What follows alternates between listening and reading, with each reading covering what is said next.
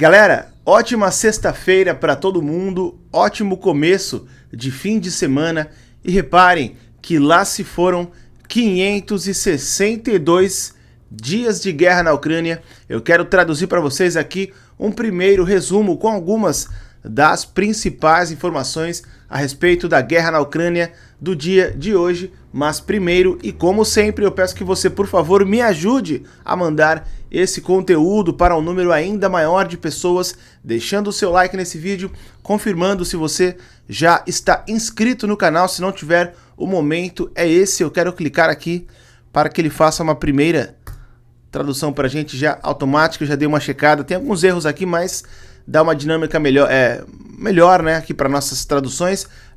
E a guerra então entrou no seu... Meu amigo, são 562 dias de guerra já, né? Infelizmente, e nem uma luzinha sequer no fim do túnel. E reparem que a polêmica em relação ali aos ataques russos no porto de Danúbio continua, tá? A Rússia continuou de novo os seus ataques nos portos de Danúbio na Ucrânia. O governador Oleg Kiper disse que os ataques de drones russos que duraram 3 horas danificaram a infraestrutura portuária, um silo de grãos e edifícios administrativos no distrito de Ismail, na região de Odessa, na Ucrânia, e uma pessoa ficou ferida. O agravante aqui aos ataques, né, nesse porto em Ismael, aqui o porto de Danúbio, se dá por conta de que ele fica muito próximo da fronteira com a Romênia, tá? E aí deu toda uma polêmica ali com o governo romeno também, que deu uma chamada nos russos para que não façam tal ataque com tamanha irresponsabilidade, né? Para dizer o mínimo, embora que não caia míssil ali em território romeno, esse porto fica muito perto ali da fronteira com a Romênia, tá? O chefe da OTAN, o Jens Stoltenberg, disse que não havia indícios de que os destroços, né, do drone encontrados no território romeno fossem causados por um ataque russo deliberado. Então aqui ainda falando do agravante, ainda falando por conta da reclamação dos romenos, né? Foram encontrados destroços, pessoal, de drones no território da Romênia. E o Jens Stoltenberg, por sua vez, aí o secretário-geral, chefe da OTAN, disse que não há indícios de que são de drones russos, de ataques deliberados dos russos, mas que os ataques aéreos perto das fronteiras da OTAN representavam um risco. A Romênia fica do outro lado do rio de Ismail. Então aqui basicamente a OTAN tentando, como é que eu posso dizer, amenizar a situação, né? Tentando não agravar ainda mais. Como que foram encontrados destroços de drones, né, em território romeno. Lembrando que esse porto de Danúbio fica apenas 800 metros da fronteira com a Romênia, menos de 1 quilômetro, pessoal. Literalmente, esse porto fica a menos de 1 quilômetro de distância da fronteira com a Romênia. Realmente é muito perto, tá? É uma provocação clara dos russos, que até então não estavam atacando esse porto, nem quando o Putin jogou ali, tirou a máscara, né, e começou a atacar os portos, Odessa, Mykolaiv, deliberadamente, né, ali usando a fome, atrapalhando a exportação dos ucranianos na cara dura, como uma espécie de resposta, né, pelos ataques ucranianos na Crimeia, que aliás ele mesmo admitiu, né, os ataques nos portos ucranianos é uma resposta pelos ataques terroristas, aí eles chamam de ataques terroristas, né? As respostas dos ucranianos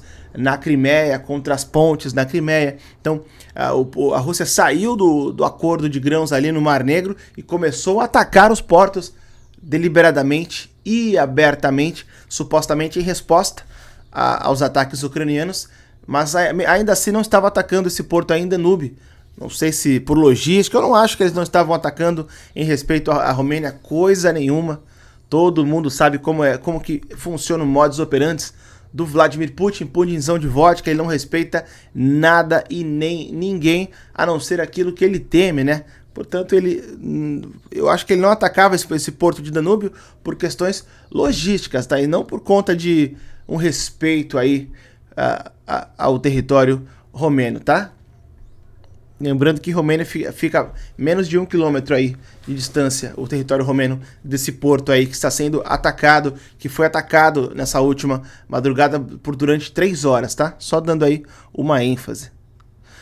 O Stoltenberg, ainda ele, o secretário-geral da OTAN, disse que a Ucrânia estava progredindo, em sua contraofensiva e que começou a recuperar território perdido para os russos. Eles conseguiram romper as linhas defensivas das forças russas e estão avançando, disse o Stoltenberg para o Parlamento Europeu. Lembrando que essa semana os próprios ucranianos divulgaram, né, que estão avançando ali em Bakhmut, e também em Zaporizhia, né? Eu me confundi, mas Bakhmut, eles estão avançando. A Asha me manda aqui mensagem dizendo que o café está pronto. Assim que eu terminar de gravar, eu já vou buscar o meu café. Quem é que não gosta de um belo de um cafezão, né?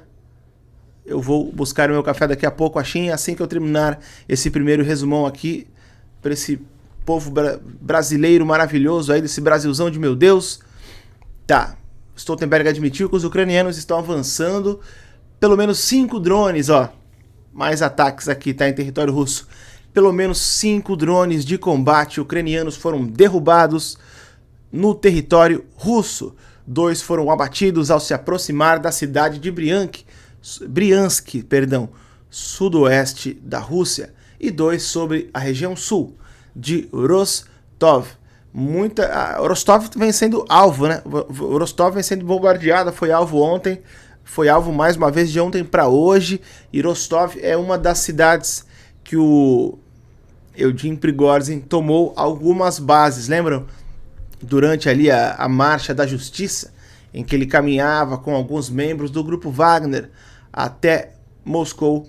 Rostov foi uma das cidades, quase que eu derrubei o microfone, foi uma das cidades aí que eles tomaram, né? E aqui eles falam que enquanto um drone foi interceptado, então alguns drones ucranianos interceptados indo para Briansk, indo para Rostov, e um drone que ia até Moscou foi interceptado. Lembrando, de acordo com autoridades russas e agências de notícias, e aqui eles colocaram estatais. Isso aqui é muito importante, tá? De acordo com autoridades russas e agências de notícias estatais. É muito bom dar ênfase aqui, tá? Porque todos os drones que são lançados em território russo, divulgado pela mídia russa, diz que o drone foi abatido. E aí quando a gente vai ver as imagens, né, os vídeos filmados pela população, tá? Nunca é filmado pela mídia propriamente dita, né? Isso é impressionante, né? Nunca é filmado pela mídia russa. Ó, aconteceu ataque, bombardeio de drones lá em Moscou, sei lá, um aeroporto fechado, corre lá filmar. Nunca é divulgada a imagem ali linda, bonitinha, com as câmeras das mídias. Sempre são imagens feitas pela própria população. Estranho, né? Fica aí um alerta, né? Sempre as imagens feitas pela própria população. Estranho.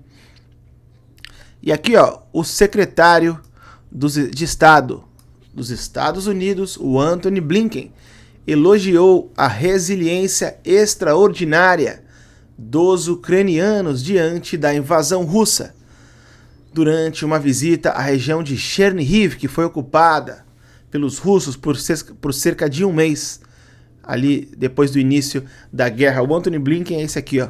Ele está lá em Chernihiv, esse aqui do meio da foto, ó.